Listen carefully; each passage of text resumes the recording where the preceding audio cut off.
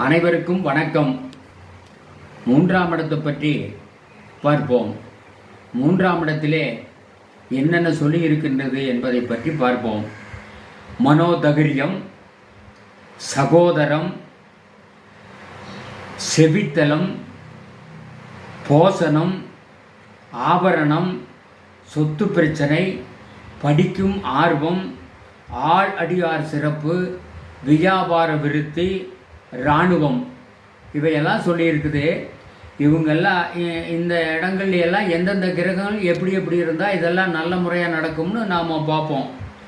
மூன்றாம் இடத்துக்கு காரகம் செவ்வாய் வர்றான். மூன்றாம் இடத்துல பாவர் இருந்து லக்னாதிபதி சுபக்கிரகங்களை கூடியிருந்தால் மேற்கொண்ட பலன்கள் பூரா சுபமாகவே நடக்கும். அது அல்லாமல் 10, 4, 3 கூடியவர்கள் சூரியன், செவ்வாய், பூர்வபட்சத்து சந்திரன், அதாவது வளரவரைய சந்திரனை கூடியிருக்கில் அதிகமான தைரியமுடையவனும் யுத்தத்தில் வெற்றி அடைபவனும் எல்லா காரியங்களிலும் ஜெயிப்பவனும் ஆவான் என்பது. இன்னும்